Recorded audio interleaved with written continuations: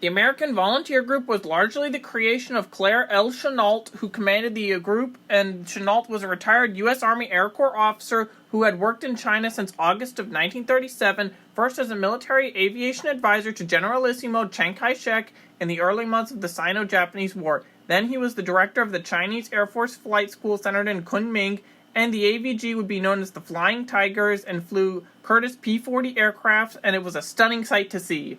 Those P-40s with their shark teeth, ready to shoot down Japanese planes in China before World War II even came to the US, it can bring tears of joy to your heart. Anyway, the AVG was officially created by executive order of Generalissimo Chiang Kai-shek, and he did not speak English, however, and Chennault never learned how to speak Chinese. As a result, all communications between the two men were routed through Sung Mi-ling, aka Madam Chang, as she was known by the Americans, and she then designated the group as its honorary commander. Of the original pilots in the AVG, 60 came from the Navy and Marine Corps, while 40 came from the Army Air Corps. Albert Balmer was one of the Army pilots who was refused passport entry because he had early flown as a mercenary pilot in Spain. So only 99 of them sailed for Asia. 10 more Army flight instructors were hired as Czech pilots for the Chinese cadets, and several would ultimately join the AVG's combat squadrons. But things would work out fine for Balmer, as he would still get to fly for the Flying Tigers in 1942. The volunteers were discharged from the U.S. Armed Services to be employed for, quote, training and instruction by private military contractors, being the Central Aircraft Manufacturing Company for the Chinese, and that's a shell corps name if I'd ever heard of one. But the best part of this story is since the volunteers were being basically treated like private military contractors, they got paid like them, with pilots making a minimum of $600 a month, and additionally they had a bounty bonus of $500 per enemy aircraft they shot down. And all of this was in 1940s dollars, mind you. Chennault had preached a radically different approach to air-to-air combat based on three things. 1, his study of Japanese tactics and equipment. 2, his observation of tactics used by Soviet pilots in China during the Soviet-Japanese border conflicts of 1939. And 3, being his judgment of the strengths and weaknesses of his own aircraft and pilots. The average strength of the AVG was never more than 62 combat-ready pilots and fighters. Chennault faced serious obstacles since many pilots were inexperienced and a few quit. However, he made a virtue out of these disadvantages, shifting unsuitable pilots to staff jobs and always ensuring that he had a squadron or two in reserve. When Japanese aircraft attacked, Chennault's doctrine called for pilots to take on enemy aircraft in teams from an altitude advantage. Since their aircraft were not as maneuverable nor as numerous as the Japanese fighters they would encounter, he prohibited his pilots from entering into a turning fight with the nimble Japanese fighters, telling them to execute a diving or slashing attack to drive them away and set up for another attack. This dive and zoom technique was contrary to what many of the men had learned in the U.S. service, as well as what the RAF pilots in Burma had been taught, but it was quite successful and effective. By November of 1941, when the pilots were trained and most of the P-40s had arrived in Asia, the Flying Tigers were divided into 3 squadrons, and 2 were assigned to Kunming, China, and the 3rd was near Rangoon, and their task was to protect the Burma Road. The first action came in December when they beat the living crap out of the Japanese bombers that went on their way to attack the innocent civilians in Kunming. Not only did the Japanese lose 90% of their bombers, but the other 10% just said forget this and went back to their own airfield. To top it all off, the Japanese then decided not to attack Kunming as long as the Flying Tigers were still flying.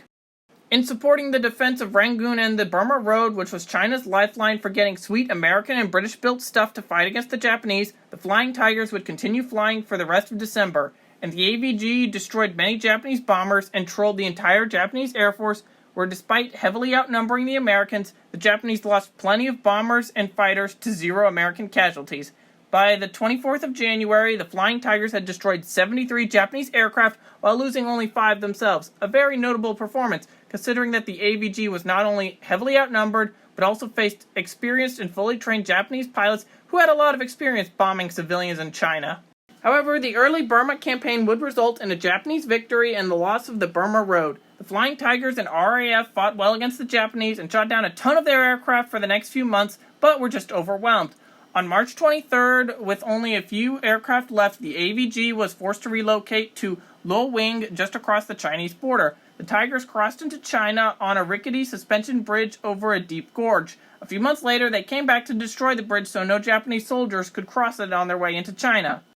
In China, several dogfights occurred where 4 Japanese were shot down while 1 P-40 on the ground was destroyed. But during this period, the Chinese and American commanders pressured Chennault into ordering his pilots to undertake so-called morale missions, which were very dangerous strafing missions to raise morale of hard-pressed Chinese soldiers by showing that they were getting air support.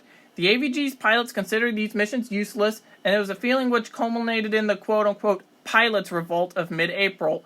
Chennault suppressed this so-called revolt and ordered the ground attack missions to continue, but despite their efforts, the Allied situation in Burma continued to deteriorate. The Flying Tigers would move bases several times, and every time the Japanese tried to attack their airfields, the Americans would harass the life out of the Japanese and shoot down many planes. They would also attack the Japanese ground positions around this time, which prevented a Japanese advance on Kunming and the Chinese capital of Chongqing. The Japanese never advanced farther than the west bank of the Upper Salween. Chennault later wrote that the American volunteer group had staved off China's collapse at Sol Wing, and despite being on the defensive, the AVG continued to harass the Japanese with raids on their Vietnamese bases.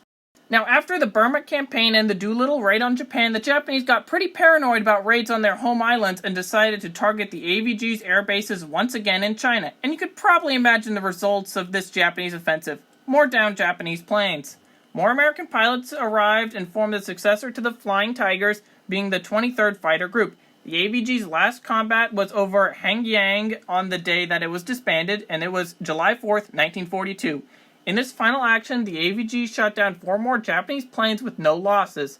They were then disbanded, and the 3 squadrons were folded into the 23rd Group.